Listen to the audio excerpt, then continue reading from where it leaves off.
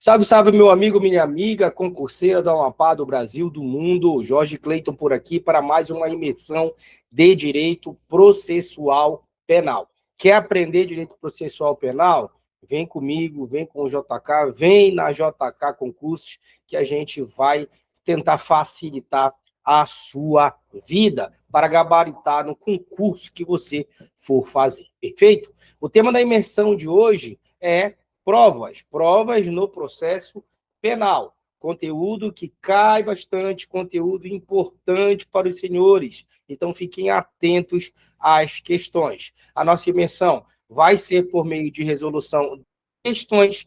E lembrem, senhoras e senhores, o app da JK Concursos já está disponível juntamente com o banco de questões, juntamente com as resoluções, inclusive todas as questões estão no banco de questões da JK. Perfeito? Bora lá, bora iniciar, começando aqui por um caso concreto. Olha, que diz: durante o patrulhamento em região de intenso tráfico de drogas, por volta das 2 da manhã, a polícia militar deparou-se com o Mário. Sabe quem é o Mário, meu irmão? E Celina, que estava em uma motocicleta e estacionavam um veículo em frente à residência do casal. Porra, o casal não tem nem paz, né, cara? Vai pegar um baculejo da polícia na frente de casa. Bora ver. Ao notar que seria abordado, Mário, aquele que te pegou atrás do armário, conhecido dos policiais por conta de uma prisão anterior por tráfico de drogas, pegou o beco, evadiu-se do local. Ao notarem o extremo nervosismo de Celina, os policiais realizaram a busca pessoal e encontraram no bolso do casaco da Celina R$ 1.350 em notas trocadas, dinheiro miúdo. No curso da diligência, um vizinho reservadamente diz a um dos policiais que o casal vende drogas na residência. E cagueta, vizinho. Os policiais então entraram na residência e encontraram uma arma de fogo e drogas. Considerando a hipótese narrada, à luz do CPP e à luz da jurisprudência do STF sobre busca e apreensão, é correto afirmar que, olha lá, um típico caso concreto que cai em prova, que cai em concurso público. O camarada é abordado na frente da casa, foge, demonstra nervosismo, foge, né, e é encontrado, começam a ser encontrados alguns elementos. Por exemplo, dinheiro miúdo, aí vem um vizinho abelhudo e fala: olha, esses aí são traficantes, e começa a ter ali, né, uma fundada suspeita, interrogação, para ingressar na casa, lembrando que a polícia, evidentemente, não tinha mandado para entrar na casa, mormente, principalmente pelo horário, 2 horas da manhã, né? Então não tem como ter um mandado judicial para que a polícia pudesse entrar na casa. E aí, vamos ver o que diz aqui as alternativas para a gente poder decidir qual é a certa e qual é a errada. Alternativa A: exigem-se fundadas razões para a busca domiciliar, dispensando-as para a busca pessoal. E aí, pessoal, tem que ter fundadas razões tanto para a busca domiciliar quanto para a busca pessoal, somente para domiciliar, mas não é necessária para a busca pessoal? Lembra disso. Tanto para a busca domiciliar quanto para a busca pessoal, é necessária, evidentemente, fundada a razão. Se não tiver, certo, pode ser considerado ilegal tanto a busca domiciliar quanto a busca pessoal. Ah, tá fora. A busca e apreensão domiciliar, em caso de flagrante delito, é vedada durante o repouso noturno. Mentiu, né, pessoal? Por quê? A gente sabe que o flagrante, a prisão em flagrante, é uma exceção à inviolabilidade do domicílio, ainda que seja 2 horas da manhã. Então, a B também está fora. 3. C. Intuição policial, estereótipos. Olha aí o direito penal do infrator, né? Estereótipo típico malaco, malaco do bem, malaco do mal. A delação anônima, o fuxiquito lá do vizinho, olha, aí parece que o pessoal é traficante, né? Configuram fundadas razões que autorizam a busca e apreensão. Olha, pessoal, a intuição policial e o estereótipo não pode ser considerada, né, galera? uma fundada razão. Pelo amor de Deus, você vai sair abordando todo mundo que parece malaco, vai abordar aí 70% da população jovem, né? Você olha os caras aí, parecem muito malaco, às vezes nem são só é um estereótipo, só é né, uma visão ali que você tem estereotipada do mala, mas às vezes o cara é gente boa, às vezes, né? Também às vezes ele é vagabundo, mas ninguém vai saber pela cara. Então, evidentemente, isso aqui, né, que no direito penal do bandido, do autor, do réu, não tem como ser correta. Sobram duas só. A confirmação da prática de crimes no interior da residência valida por si só a entrada da polícia no local. Os fins justificam os meios. É o que está dizendo a alternativa D. E aí, será que os fins eu posso entrar a lavantê, eu posso entrar sempre que eu achar necessário na casa dos outros, e se eu encontrar alguma coisa, esse encontrar alguma coisa vai justificar o meu ingresso, às vezes ilegal? Sim ou não? Evidentemente que não, né? Nós sabemos disso. Esses fins aqui de encontrar dentro da casa não necessariamente vão justificar os meios. Professor, e quando o camarada, por exemplo, corre da polícia, isso aqui é uma fundada razão? Olha, a jurisprudência dos tribunais superiores estão entendendo que sim, a pessoa que foge, por exemplo, com a presença da polícia, pode ser considerada fundada as razões, sim, para o ingresso em domicílio. Cuidado, porque essa jurisprudência é altamente mutável. Então, já tivemos posicionamentos anteriores de que o fato do camarada fugir não era uma fundada razão. Hoje mudou-se, hoje pode ser considerado fundada a razão. Então, muito cuidado com isso. A alternativa D está errada e sobra só a E. Ou ela está certa ou está nula a questão. O controle da presença dos requisitos para a diligência dar-se-á posteriormente. Alternativa correta, alternativa E de escola. Isso quer dizer o quê, professor? Veja bem, esse contraditório, esse controle judicial, evidentemente, não tem como ser dado no momento da busca. Não tem como ser dado no momento da diligência. Necessariamente, esse controle, o contraditório, o controle judicial, constitucional, até mesmo quando se fala a inviolabilidade do domicílio, vai ser diferido. Vai ser onde? Vai ser lá na audiência de instrução e julgamento, vai ser em momento posterior, evidentemente. É que os senhores vão ter que sempre ser inteligentes. Por quê? Se, no momento da diligência, tivesse a necessidade de contraditório, não teria nenhuma diligência, já que vai? Qual é o juiz que vai estar sempre disponível? O judiciário não teria como estar sempre disponível para todas as diligências policiais que acontecem no Brasil todo, é impossível. Então, evidentemente, esse controle das diligências tem que ser quando, galera? Posterior. Então, veja, parecia uma questão mais complexa, mas não. É uma questão extremamente lógica, extremamente fácil. Basta você observar o comando e ler atentamente as alternativas. A solução está aqui para os senhores observarem. Segunda questão, bora lá. Quanto à busca e apreensão domiciliar, qual que os senhores marcariam como correta? Bora ver. Independe de ordem judicial quanto à busca e apreensão domiciliar, bastando a suspeita da autoridade policial. Ainda há pouco eu falei para vocês sobre a intuição. A mera intuição da polícia vai fazer com que essa diligência seja necessariamente válida? Evidentemente que não. O domicílio é inviolável, essa é a regra. Somente em exceção ele vai poder ser violado legalmente, constitucionalmente. Perfeito? Vai lá. B. Pode ser realizada em qualquer horário, mesmo sem consentimento do morador, por mera conveniência investigativa, pelo mesmo motivo que eu falei para vocês, né? Não tem como a polícia agir sempre da forma que ela quer, ao arrepio da lei, sem ter esse controle, sem ter a necessária aqui, autorização judicial. Vamos lá. C. O conceito de casa alcança compartimento habitado, aposento de habitação coletiva e local de trabalho não aberto ao público. Perfeito, essa aqui me parece estar correta, mas vamos ver as outras. Quartos de hotel ocupado não são considerados casa para fins de proteção constitucional. Quando eu trabalhei o conceito de casa, eu falei que se a pessoa reside nesse hotel, falei para vocês que se a pessoa reside nesse quarto, ele vai ser considerado casa. Cuidado com hotel, tá, pessoal? Porque vai ter que fazer essa divisão. Os locais abertos ao público desse hotel, evidentemente, não vão poder ser considerados casa, mas o quarto, o aposento em que a pessoa está residindo, a partir do momento que ela entra, ela ingressa na porta do quarto do hotel, evidentemente vai ter a proteção constitucional e legal, beleza? Tá fora de.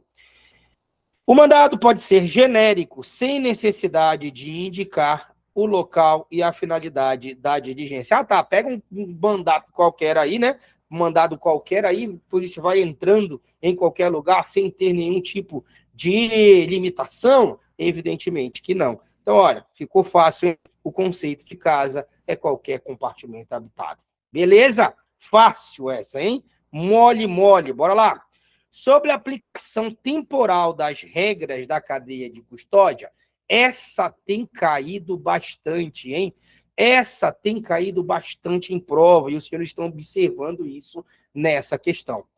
Qual que é o entendimento, principalmente dos tribunais superiores, quanto à aplicabilidade, pessoal, da necessidade da cadeia de custódia? A partir da implementação formal da cadeia de custódia, por ser uma norma processual penal, ela vai ter aplicação imediata, evidentemente. Então, os senhores vão ter a aplicação da lei a partir do momento da sua entrada em vigor. Mas aí se pergunta, essa lei vai poder retroagir? Essas regras vão retroagir para procedimentos anteriores, para que esses procedimentos anteriores, para serem considerados válidos, sigam as regras atuais da cadeia de custódia?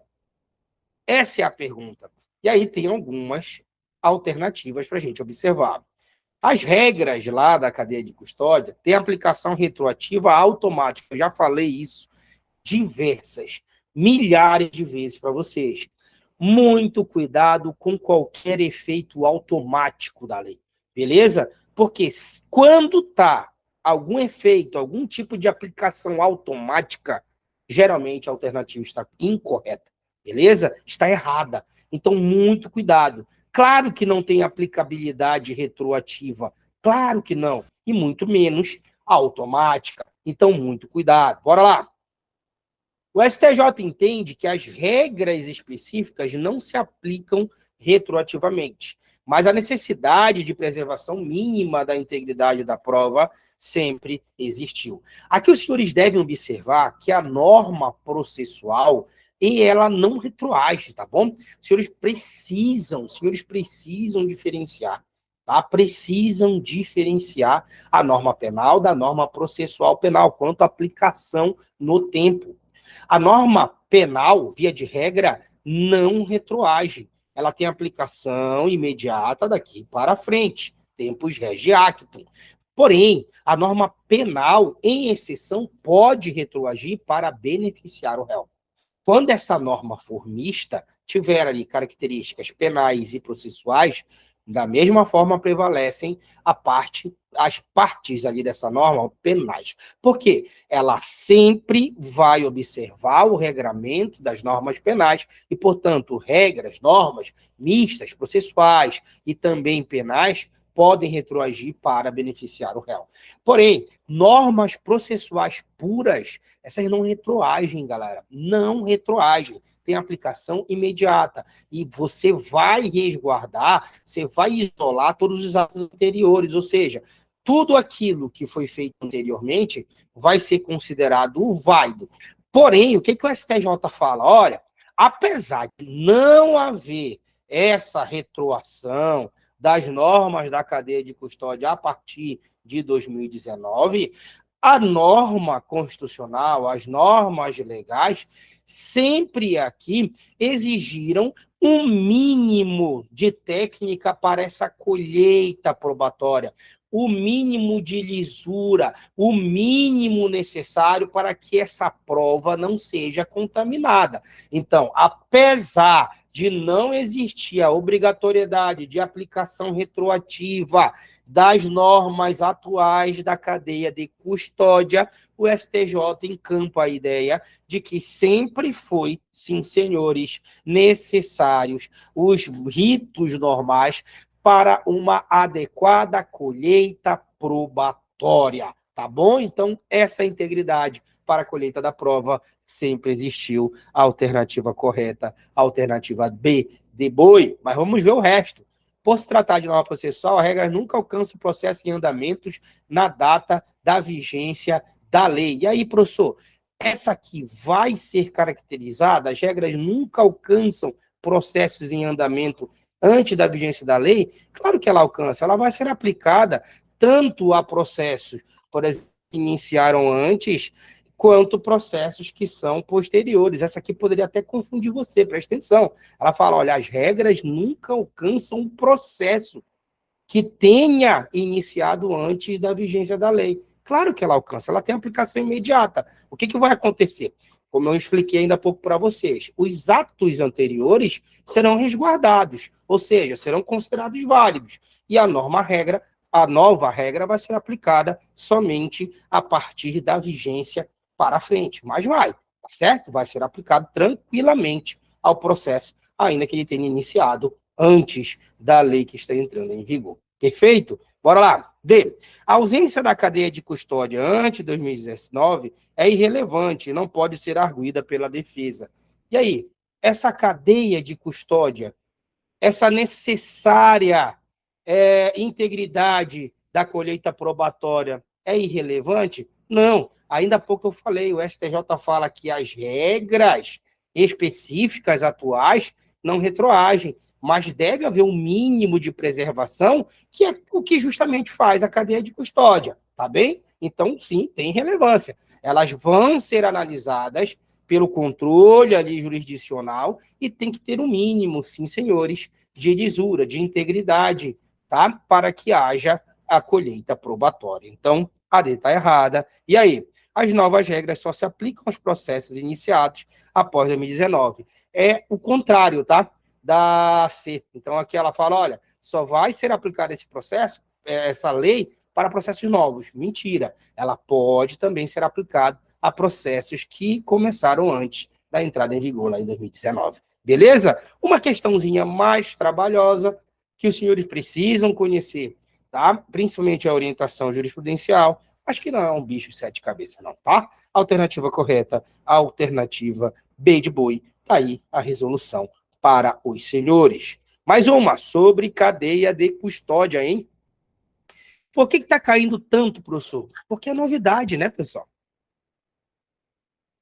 Então, os senhores devem entender isso. Bora lá. Foi introduzida pela Constituição de 88, regulamentada apenas pelo Código Penal, né? Então, né, pessoal? A gente sabe que foi introduzido e foi regulamentada, na verdade, pela lei em 2019, pelo Código Penal. B. Consiste em conjunto de procedimentos destinados a documentar a história do vestígio, desde o seu reconhecimento até o descarte. Perfeito, né, pessoal? Reconhece, isola, colhe, pericia, vai fazendo todo aquele procedimento previsto em lei e ao final descarta. Perfeito. É isso aí mesmo, mas vamos ver o resto. Isso aqui deve estar certo. Diz respeito apenas à preservação de documento, apenas, elemento limitador, né? Tá errado, bora lá. A violação de qualquer etapa implica nulidade, olha aí. Violou uma etapa, nulidade absoluta e automática. Velho, não existe nulidade automática. Existe absoluta, professor? Existe. Existe nulidade relativa, professor? Existe. Mas automática não. Perfeito? Isso que faz com que a alternativa esteja errada. Bora lá. Aplica-se exclusivamente aos crimes hediondos. Novamente, o elemento limitador, não tem essa limitação legal. E aí deu no que deu, né? A alternativa correta, a alternativa B de boi. E está aqui a resolução para os senhores treinarem em casa. Tá tranquilo aí? Tá de boa? Tá conseguindo acompanhar? Bora para a próxima, irmão. Essa aqui é fácil. Essa aqui é para você não zerar. De acordo com o Código de Processo Penal, assinale a alternativa correta. Vamos lá.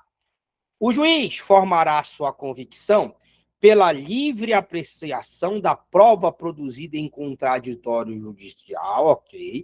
Podendo, contudo, fundamentar sua decisão exclusivamente em informativos do inquérito. E aí que está o erro, né? Ele não pode fundamentar exclusivamente. O professor, ele não pode utilizar o inquérito policial? Até pode. Até pode. Mas ele não pode utilizar esses elementos informativos exclusivamente. Só vou fundamentar minha sentença em cima do que foi colhido no inquérito sem contraditório. Aí não pode. Ele tem que pegar uma prova colhida em contraditório, ele tem que pegar tudo aquilo que ele puder dentro do contraditório e, eventualmente, né, utilizar ali algum ou outro elemento do inquérito policial ou elemento investigativo, elemento de informação, mas sempre para corroborar, nunca de maneira exclusiva. Então, a A está errada. B, quando a infração deixar vestígio, será dispensável. Aquela paradinha, né? Sempre aquele trocadilho, dispensável, indispensável, dispensável e indispensável. Galera, o correto aqui seria indispensável. Quando o crime deixa vestígio, é necessário, é indispensável o corpo de delito. De boa! Bora lá, B está errada. C, o início da cadeia de custódia ocorre com o recebimento do vertido pela central de custódia. Não, você reconhece, você isola, já começa aí, né? Você recolhe, então não é essa a primeira etapa, está fora assim. A coleta do vestígio deverá ser realizada obrigatoriamente por perito oficial, que dará o encaminhamento necessário à central de custódia, mesmo quando necessária a realização de exames complementares. Pessoal, começa aí o erro, porque nem sempre haverá um perito oficial, e a lei autoriza que haja, por exemplo, um perito não oficial. Perfeito? Que haja ali na perícia um perito não oficial, perito da Politec, aqui, né, da central ali de custódia. Tem essa necessidade? Óbvio que não. Então, a lei aqui, ela autoriza que um perito não oficial haja dentro do processo, certo? No exame de corpo de delito. Então, essa aqui está errada. Só resta bora ver se é ela. O exame de corpo de delito poderá ser feito em qualquer dia e qualquer hora. Perfeito. É ela mesma. Qualquer dia, qualquer hora, professor? Qualquer dia e qualquer hora. Tem limitações? Claro que tem limitação, beleza? Existem crimes que você tem que esperar um tempinho para poder fazer a perícia, como, por exemplo, nos crimes contra a vida. Então, a pessoa ali, para certificar se ela está morta mesmo, a lei exige ali um tempo, né, de 6 horas, para que possa ser feita a perícia. Por que, professor? Vai que o PET ainda não está morto. Vai que ele está sob ali algum efeito de alguma substância que diminuiu. Se tem essa previsão em lei, porque já periciaram pessoas que estavam vivas. Professor, e se for periciado, se for feito um necroscópico, por exemplo, numa pessoa que está viva, ela vai morrer mesmo. Com certeza aí ela vai morrer. Vocês já viram como é feito o exame necroscópico? Geralmente abre-se o corpo da pessoa. Abre-se literalmente o corpo da pessoa. Quem nunca viu, procure aí para você ver como é que é. Então, cara, quando abrir o corpo da pessoa, vai morrer. Por isso que a lei exige, exceto quando a prova da morte ali, né, é incontestável. Foi decapitado o camarada, vai esperar 6 horas para quê? Acho que ele está vivo? Tem como, né? Então, bora lá. Vamos em frente. No processo penal. Quanto ao sistema de apreciação da prova, é correto afirmar que essa também é bastante tranquila, hein?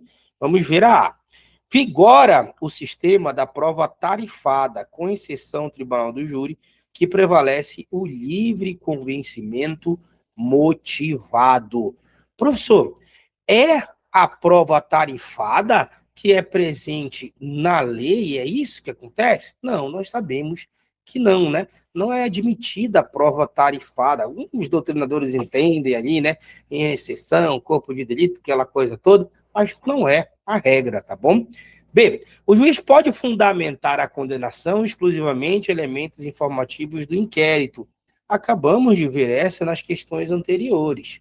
C, O sistema da persuasão racional exige motivação das decisões, sendo vedado ao juiz condenar com base em prova ilícita. É o sistema da persuasão racional que é adotado pelo sistema brasileiro, sendo vedado o juiz condenar com base em prova ilícita? Essa é a regra? Não, professor, qual que é a regra? É o do livre convencimento motivado, tá certo? Ou seja, o juiz precisa, ele vai analisar, ele tem um livre convencimento para analisar, mas a decisão deve ser sempre motivada, admitindo-se exceção, por exemplo, para a íntima convicção. Mas, professor, onde é essa exceção da íntima convicção? É lá no tribunal do júri, tá bom? Então, não esquece, tribunal do júri é a exceção quando se fala em sistema de apreciação de provas. Perfeito? Estamos bem? Estamos tranquilos? Professor, então qual que é a correta? A correta aqui é a alternativa D, de doido. Perfeito? E, professor, como é que funciona aí o da persuasão racional? Como é que ele vai verificar isso? Bom, e o juiz aí tem liberdade para tarifar, não tem necessidade, né, tanto dessa motivação, e isso torna a questão incorreta. Bora para a próxima. Sobre a teoria do fruto da árvore envenenada no processo penal brasileiro, é correto afirmar que... E aí? Os senhores lembram da teoria do fruto da árvore envenenada, né? Eu já falei para vocês que essa teoria aí tem, inclusive, fundamento bíblico. Não pode uma árvore ruim dar frutos bons, disse Jesus. Uma árvore boa dá frutos bons. Uma árvore ruim vai dar fruto ruim.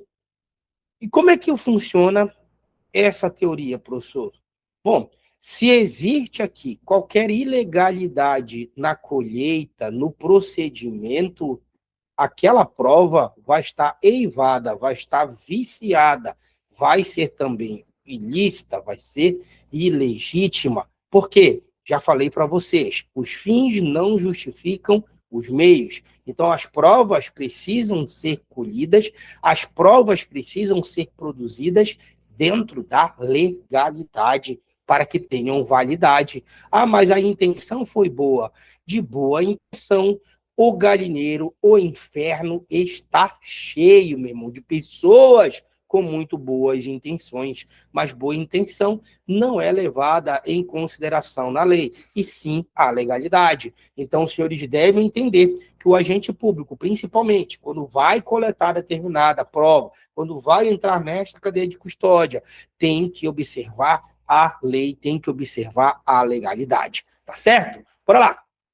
Qual que você vai marcar como verdadeira? Olha só, a não foi incorporada ao CPP, sendo construção doutrinária. Não, tem previsão legal, tem sim. Vai lá, B. As provas derivadas de ilícitas são inadmissíveis em qualquer hipótese. Errado. Por quê? Apesar da regra ser a ilicitude por derivação, beleza? É possível sim, tá? Em exceção, é possível sim, em exceção, para, por exemplo, absolver o réu. Então, se o réu aqui, por exemplo, precisar de uma prova ilícita, é possível? É possível. E também, pessoal, tem exceção aqui da descoberta inevitável, tem exceção da fonte independente, como a gente trabalhou na aula de provas, tudo bem? Então, você vai poder assistir a aula e aprofundar um pouquinho mais, inclusive com os materiais em PDF, com o resumo em áudio, estilo podcast, com o resumo em vídeo, o quiz, né? Os flashcards e muito mais. Sugiro que os senhores revisem essa parte, porque ela cai bastante em prova. Tanto a regra, que é a ilicitude por derivação, quanto às exceções, como, por exemplo, a fonte dependente, a descoberta inevitável e a utilização de uma prova ilícita, eventualmente, para beneficiar o réu, para absolver o réu. Perfeito, professor? Como assim? Imagina que o réu faz uma captação, coleta ali uma informação sem autorização da outra pessoa, sem a pessoa tomar conhecimento que está sendo gravado, que está sendo grampeado ou coisa parecida. Mas aquela prova colhida ilicitamente é fundamental para a absolvição do réu, porque por meio daquela prova, ainda que ilícita, ele comprova que ele não é o criminoso. E aí, ele pode utilizar? Pode utilizar. Tranquilo? Professor, ele pode utilizar em qualquer hipótese. Vejam bem, né? Tudo aqui é relativo. Então, ainda que ele possa usar, não é em qualquer hipótese também. Mas, em regra, que ele vai poder utilizar quando for necessário para a absolvição. Perfeito? Dúvida, professor? Qual é a certa, então? Bora ver. O CPP e a jurisprudência admitem exceções como fonte independente à descoberta inevitável para aproveitamento da prova derivada. É verdade, pessoal. Se uma prova é colhida de maneira ilícita, mas essa mesma prova poderia ser colhida por ou foi colhida da mesma forma por uma fonte independente e legal, você tem duas fontes probatórias que levaram ao mesmo objetivo, a colheita daquela prova. Uma fonte probatória era ilícita e a outra era independente e lícita. E as duas chegaram ao mesmo objetivo. Como as duas chegaram ao mesmo objetivo e eu tenho uma fonte que é lícita, essa prova pode ser aproveitada. Então tem exceção sim. A correta, professor, qual que é? A correta é a alternativa C. Olha só, a D está totalmente errada pelos próprios fundamentos, os senhores devem já perceber, e a teoria não se aplica a provas documentais. Por que não? Qual é a limitação? Claro que admite, né? Então, a correta é a alternativa C de corno, e está aqui a resolução para você, meu amigo, observar.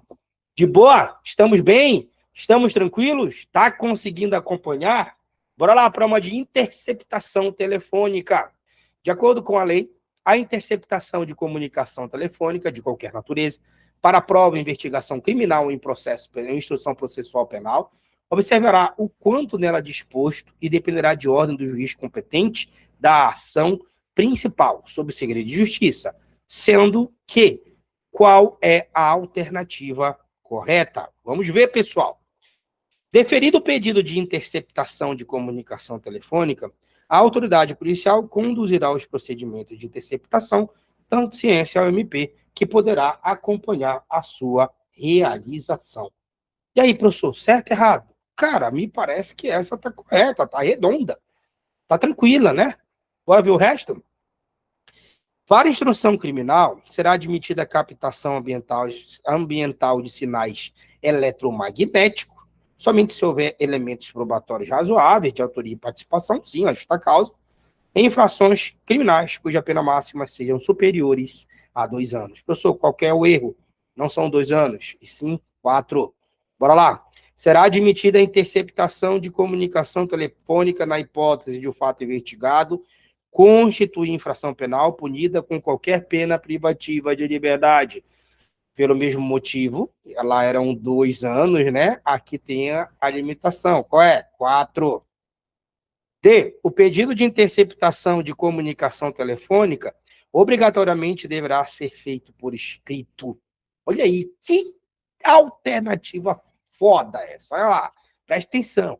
O pedido de interceptação de comunicação telefônica obrigatoriamente deverá ser feito por escrito, não podendo admitir de forma verbal por expressa vedação legal. Cara, quando você ler essa questão, quando você vai para essa alternativa, você vai pensar automaticamente, está certo, pô. É uma coisa muito grave a interceptação. Precisa de autorização judicial. Claro que tem que ser formalizada por escrito. Não tem como, não tem cabimento ser verbal uma coisa dessa. E aí, a tua lógica faz com que você leve o farelo, meu irmão. Porque, sim, é possível, tá? O pedido verbal que deve ser reduzido a termo. Então, quando ela fala aqui que não é possível, tá errada. Cuidado, hein? A interceptação das comunicações telefônicas poderá ser determinada pelo juiz de ofício ou a requerimento exclusivo do Ministério Público na investigação criminal. De ofício, pessoal. Difícil, hein? Difícil, hein? De ofício não tem como. Beleza? E tem também, né, a depender da fase, os legitimados para requererem. Tudo bem? Então, a correta é a alternativa A, Está aqui, tá? Está aqui o erro, tá bom? Professor, mas a lei prevê a parte de ofício. Em todo caso, pessoal, o STF já vem analisando essa atuação de ofício, tá, do juiz em sede de investigação criminal, tá certo? E outra coisa, como é investigação criminal, quem mais tem legitimidade? A própria autoridade policial. Então, não temos a questão do requerimento exclusivo pelo MP, por isso a AE está redondamente errada. Perfeito? Solução para os senhores brincarem. Bora lá, essa aqui é gigante, né? Até a gente terminar de ler o comando, já esqueceu aí o que estava escrito no começo. Mas vamos lá, vamos devagar que a gente vai na manha. Marcela é proprietária de uma chácara situada no interior da Bahia, às margens de um córrego. No período compreendido entre janeiro de 2020 e março de 2023, Marcelo promoveu um desmatamento de 4,5 hectares. Ao tomar conhecimento do fato, agentes de fiscalização ambiental compareceram no local, constataram em loco o desmatamento.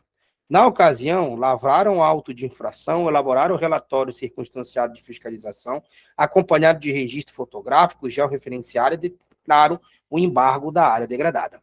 No curso do processo administrativo instaurado, Marcelo confessou, no administrativo, hein? Presta atenção, a prática do desmatamento. Com base nesses elementos, o MP ofereceu denúncia em face de Marcelo, conforme a lei. Ocorre que, embora a realização da perícia técnica fosse possível, cuidado, era possível a perícia técnica para comprovação da materialidade? Era, tá bom? Mas não foi produzido laudo pericial que atestasse a natureza, a extensão, o estágio de regeneração do desmatamento ali. A acusação sustentou-se no auto de infração, no processo administrativo, né? No relatório de fiscalização, nas fotografias e na confissão administrativa. Provavelmente não houve confissão judicial. A defesa técnica de Marcelo arguiu nulidade por ausência de exame de corpo de delito, alegando violação ao artigo 158 do CPP, requerendo a absolvição do acusado. Considerando-se a situação hipotética apresentada e a jurisprudência, a tese defensiva deve ser o quê? Questão muito boa para a gente analisar, tá bom?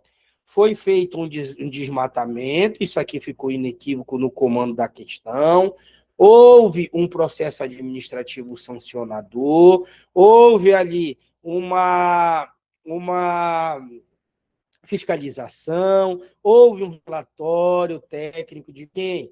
Do Poder Executivo, né, que fez todinho aquele procedimento, instaurou um processo administrativo e tudo mais. O de vida que até confessou o próprio desmatamento. Mas quando foi denunciado e esse processo foi para a Justiça, o que aconteceu? A questão diz que a perícia poderia ter sido feita, mas não foi. E provavelmente o indivíduo não confessou no judiciário, somente lá no administrativo.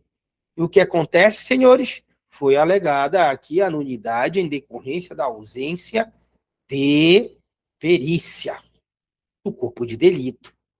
E aí? Será que essa ausência do exame de corpo de delito, da perícia técnica que deveria ser feita, pode ser suprida por esses outros elementos? Tem nulidade? Não tem? A condenação pode ocorrer? A tese defensiva deve ser acolhida? Deve ser rejeitada? E aí? Na tua cabeça, deve ser acolhida ou deve ser rejeitada? Por quê? Eu tenho duas alternativas dizendo que deve ser acolhida, uma integralmente e outra parcialmente, e eu tenho três que dizem que deve ser a tese de defensiva rejeitada. A B, a C e a D. Bora ver, primeiramente, as alternativas que entendem que deve ser acolhida a tese defensiva. Vamos lá, pela A. Deve ser acolhida, pois tratando-se de crime ambiental que deixa vestígios, o exame de corpo de delito é indispensável. E a prova pericial não pode ser suprida pela prova testemunhal, documental ou pela confissão do acusado, quando a realização da perícia era possível, sob pena de violação no 158. Olha, ela tá razoável para o senhor? Ah, tá razoável. Bora ver aí. Deve ser acolhida parcialmente, pois, embora o exame de corpo de delito seja formalmente exigível, sua ausência não acarreta a absolvição do acusado, devendo ser intimado o Ministério Público para a juntada do laudo, ainda que o processo se encontre em grau recursal. E aí, professor? Bora olhar as alternativas que rejeitam. Deve ser rejeitada, pois o auto de infração lavrado por agente de fiscalização ambiental, por possuir fé pública e presunção de veracidade, equivale a exame de corpo de delito. Essa aqui não, né, pessoal? Essa aqui não, pelo amor de Deus. Né? Um exame pericial deve ser o quê? Deve ser observado de acordo com a legislação, de acordo com o que descreve a lei, e, evidentemente, a fiscalização lá, feita por um órgão sancionador, não tem essa equivalência ao exame pericial. Então, a B está errada. Podemos, né, categoricamente afastá-la aqui da nossa análise. Vamos lá. C. Deve ser rejeitada, pois a confissão administrativa de Marcelo, aliada ao relatório de fiscalização com registros fotográficos, é suficiente para suprir a ausência de laudo pericial, nos termos do 167 do Código de Processo Penal, uma vez que vestígios do crime ambiental tendem a desaparecer com o tempo. E aí, professor, ela está razoável? Aparentemente, sim. E ela contradiz a alternativa A, né? Então, se você observar, a alternativa C, ela é oposta à A. Então, se você está aqui observando a A, observa a C para verificar se ela, de fato, qual é a mais coerente, qual é que está adequada. Vamos ver a D. Deve ser rejeitada, pois, tratando de crime ambiental, prevalece, em detrimento de 158, pelo princípio da especialidade, razão pela qual não exige exame de corpo de delito em crimes ambientais. Isso aqui está errado, tá, pessoal? Por quê? Apesar de ser verdade, né, que existe o princípio da especialidade, não há uma previsão lá na lei ambiental específica para afastar o artigo 158 do Código de Processo Penal. Perfeito? Então, sim, esse artigo vai ter aplicabilidade também quando se fala de crimes ambientais. Eu vou tirar a E, porque ela também está equivocada, porque ela é acolhida parcialmente, e aí pode ser juntado esse laudo em qualquer momento, inclusive na parte recursal. Pessoal, presta muita atenção nisso. Os vestígios acontecem e devem ser verificados no momento adequado, porque eles perecem, os vestígios podem ali desaparecer. Evidentemente, se eu vou fazer, por exemplo, essa perícia 2, 3, 4, 5 anos, não vamos ter a mesma constatação da época que houve o desmatamento, obviamente. Então, quando se fala de exame de corpo de delito, de vestígio, não tem como ser cabível a alternativa E. E aqui eu retiro. Sobram a A e sobra a A e a C, né? E aí, professor, qual que é a correta, pessoal? Será que a confissão administrativa do Marcelo, aliada ao relatório de fiscalização com registros fotográficos, é suficiente para a ausência de laudo pericial? Será que aqueles vestígios ali verificados extrajudicialmente, sem contraditório judicial, sem ampla defesa judicial, vão poder suprir a ausência do corpo de delito que deveria ser feito? Óbvio que não, né, pessoal? Então, a alternativa correta é a alternativa A. Acolhida deve ser a tese defensiva.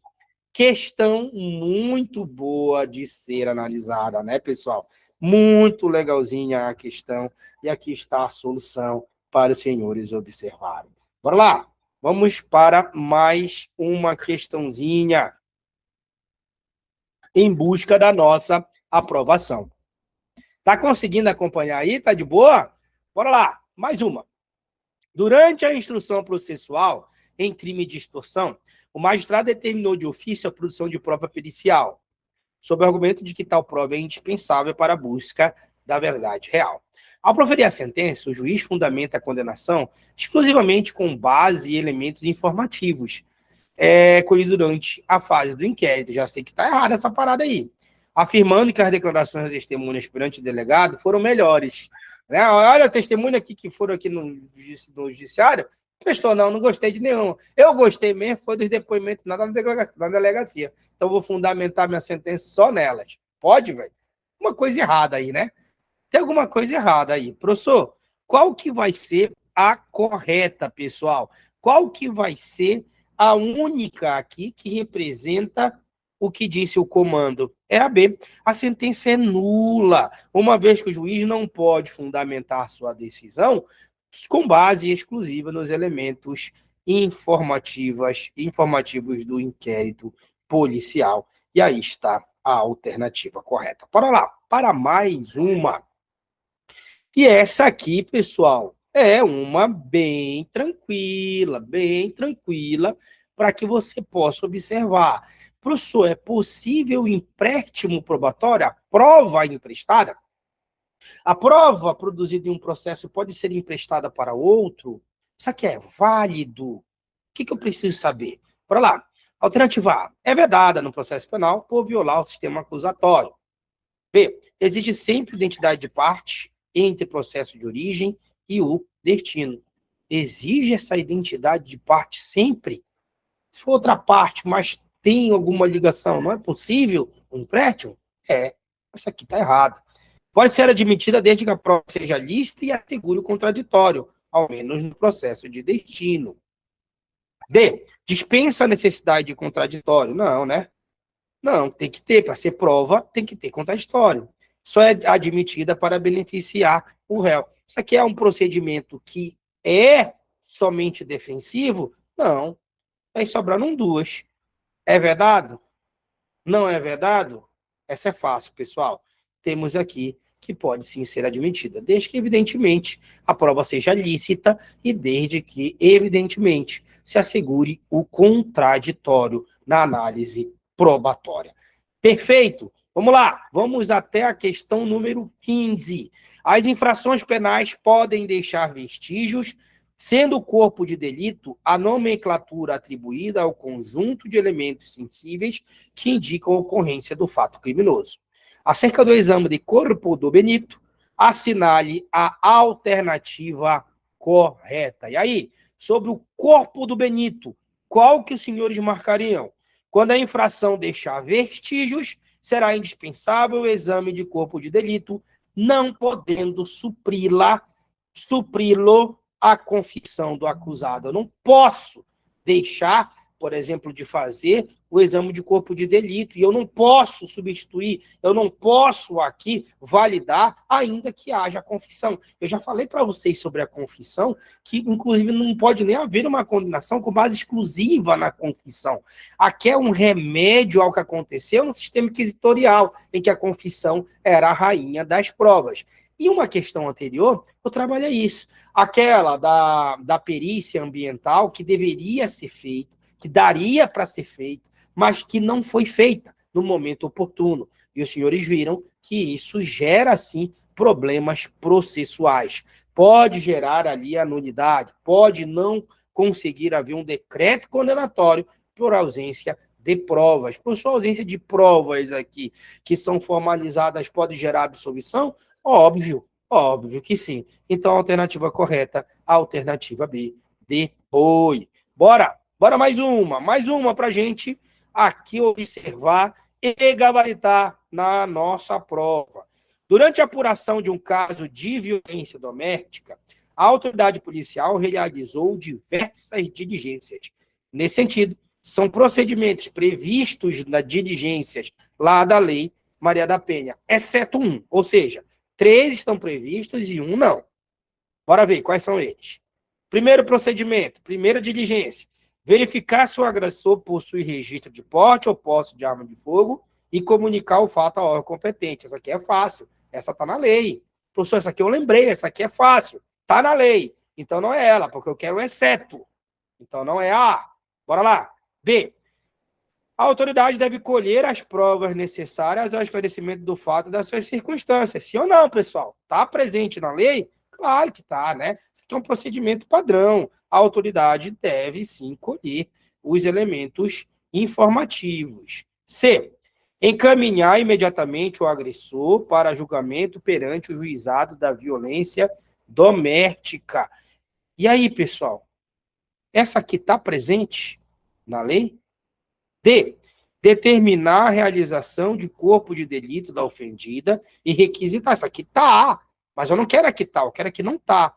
Professor, qual é que não está presente na lei como uma diligência necessária pela autoridade policial? Essa aqui, olha, encaminhar o agressor para julgamento perante o juizado de violência doméstica. Por quê, pessoal? Esse encaminhamento para o julgamento não é automático quando há, por exemplo, uma violência. Não. Haverá ali, por exemplo, uma medida protetiva, inclusive, né? Saiu decisão recente do STF de que as medidas protetivas da Lei Maria da Penha podem ser aplicadas em qualquer tipo de violência contra a mulher, inclusive a questão de gênero, tá bem? Então, já sabe disso, independentemente se caracteriza violência doméstica ou não, as medidas da Lei Maria da Penha podem ser aplicadas quando qualquer mulher for vítima de qualquer violência, beleza? Não está mais atrelada à violência doméstica ou familiar às medidas protetivas, então muito cuidado, tá bem? Então essa aqui é a alternativa correta, porque não é automático, né? O julgamento pode acontecer tempo depois da ocorrência, e aí já não é mais atribuição, ou pode não ser a atribuição a apresentar, né, a autoridade policial. Professor, se o indivíduo estiver preso durante o julgamento, não é a autoridade policial que vai apresentar? Não, se ele está preso, é o sistema penitenciário que vai apresentar esse indivíduo ao juiz. Perfeito? Bora lá. Próximo. Fernando está sendo processado pela prática de crime contra a dignidade sexual, cuja pena privativa máxima é superior a 4 anos. Seguindo-se o procedimento comum ordinário. Opa, ele já disse aqui tudo, né? Acima de 4, procedimento ordinário. E aí, ele quer saber sobre o número de testemunhas. Dá para ter complicado mais essa questão aqui, né? Dá para ter complicado. A banca aqui perdeu uma ótima oportunidade de complicar mais a questão. Então, tem 8, tem 10, só duas aqui, 8 e 10. Professor, quantas testemunhas são do procedimento ordinário? Nós já sabemos que são 8, né? 8. Agora, quais são os detalhes? Sobraram 3 questões. 8 testemunhas, diz a arroladas pela acusação e 8 pela defesa, perfeito, paridade de arma. Não se compreendendo o número legal, as que não prestarem compromisso, as testemunhas descompromissadas e as testemunhas referidas. Eu falei isso perfeitamente para os senhores quando a gente estava estudando procedimentos. Tá? Está na plataforma. Essa aula está na plataforma, a aula está muito boa, não é porque fui eu quem dei essa aula, mas ela está muito boa para você compreender o procedimento no processo penal. Então, a A que parece estar correta, mas vamos ver as outras. Tem 3. 8 testemunhas arroladas pela defesa, 8 pela acusação, compreendendo-se aí quem não prestou compromisso, mas não compreende a referida. Olha aí, é só detalhe que muda.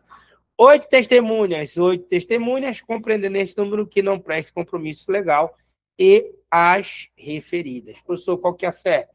Nas 8 testemunhas para a acusação e para a defesa, não se inserem as testemunhas descompromissadas e as referidas. Quem não presta compromisso legal de falar a verdade vai ser ouvido como informante, ela não entra naquele rol, tá? No número legal de 8, nem para a defesa, nem para a acusação. E as testemunhas referidas, quais são? Aquelas que são citadas por outras. Olha, eu não vi nada, mas quem viu foi a Jaqueline. Quem é a Jaqueline? Ainda está aqui arrolada nos autos? Ela foi arrolada, Jaqueline? Não sei. Não sei se ela foi arrolada. Hoje? Não sei, a testemunha fala. Aí lá vai o juiz. Vê se a testemunha foi arrolada. Vê se a Jaqueline foi arrolada. Opa, a Jaqueline não foi arrolada.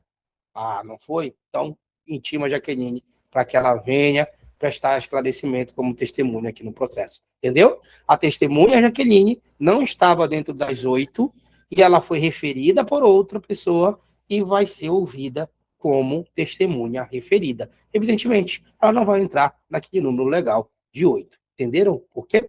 Entenderam aí? Lembraram? Então, qual que é a correta? É a E. É a E, já é a A, né, galera? E vejam, aí está a solução. Última do Rubi. Última do Rubi. Bora lá. Em relação à prova documental. Fácil essa, hein, galera?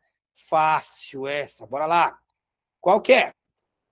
Ah, somente documentos públicos podem ser prova. Ah, não, né, mano? Aí já pegou pesado. Instrumentos particulares, mesmo sem testemunhas, produzem os mesmos efeitos probatórios que instrumento público. E aí, professor? Tem o mesmo peso? Tem a mesma confiança? Claro que não, né? C. O juiz está proibido de determinar de ofício a juntada de documentos. Por que não? Por que ele não pode juntar? Pode juntar documentos sim de ofício, tranquilo. Em busca da verdade real, né? Em busca da verdade real. D. Fotografias autenticadas podem ter o mesmo valor probatório do que documento original. Falei para vocês, né? Xerox, fotografias, fotocópias devidamente autenticadas têm o mesmo valor probatório que o documento original. Perfeito, é essa aí mesmo, tá? É a D. Bora ver a E.